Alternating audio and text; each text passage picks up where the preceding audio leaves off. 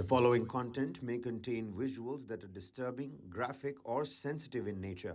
Viewer discretion is advised. This material is intended for mature audiences and may not be suitable for all viewers. Please exercise caution while watching, and if you find such content distressing, we recommend discontinuing viewing. This disclaimer is provided to ensure awareness and to prioritize viewer well-being. Hello and welcome to this brand new edition of Global Lens on News9 Live with me, Neha Khanna. Our focus continues to be on the Israel-Hamas conflict in Gaza. It's day 46 of the Israel-Hamas war, and Hamas leader Ismail Haniyeh has claimed that his organization is nearing a truce agreement with Israel.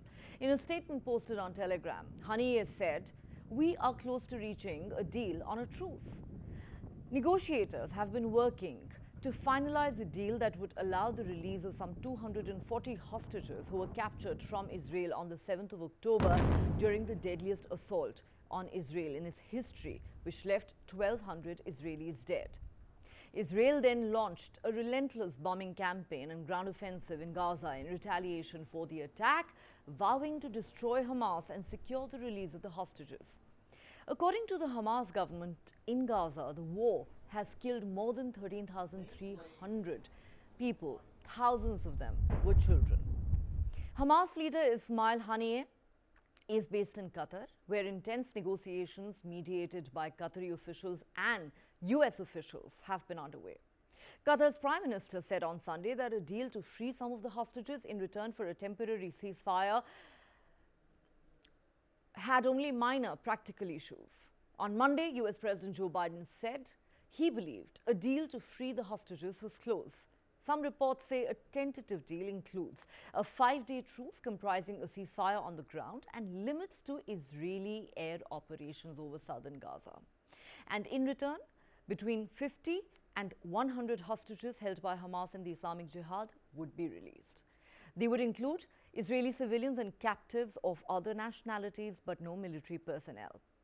Under the proposed deal, some 300 Palestinians could be released from Israeli jails, among them women and children. The International Committee of the Red Cross has said its president traveled to Qatar to meet Hamas leader Haniyeh to advance humanitarian issues related to the armed conflict in Israel and Gaza. Meanwhile, as the conflict in Gaza intensifies, the Indonesian hospital in the enclave has been transformed into a mass grave, according to the health ministry. They say there are corpses in all departments, and we have lost many lives due to a lack of supplies.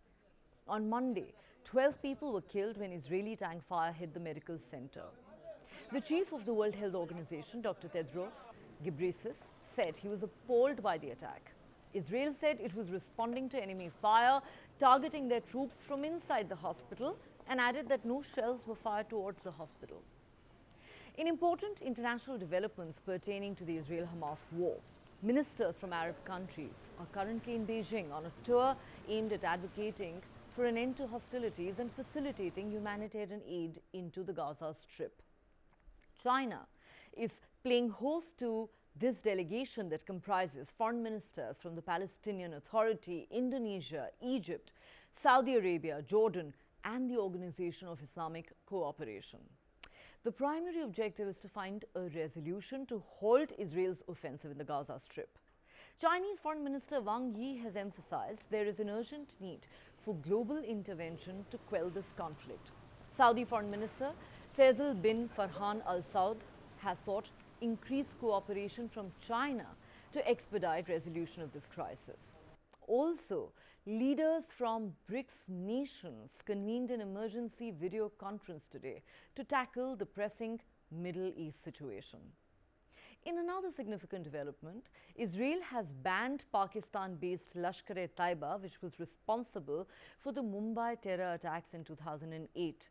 In a statement, the Embassy of Israel in India has said, and I quote, "To symbolize the marking of the 15th year of commemoration of the Mumbai terror attacks, the State of Israel has listed Lashkar-e-Taiba as a terror organization.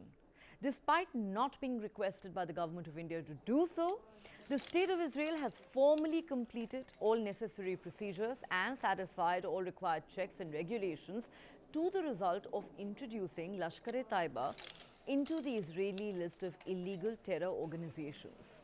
While Israel only lists terror organizations that are actively operating against it from within or around its borders, or in a similar manner to India, those globally recognized by the UN Security Council or the US State Department, the Israeli Ministries of Defense and Foreign Affairs have jointly worked in the last few months towards an expedited and extraordinary listing of the Lashkar-e-Taiba organization on this date to highlight the importance of a unified global front in combating terrorism.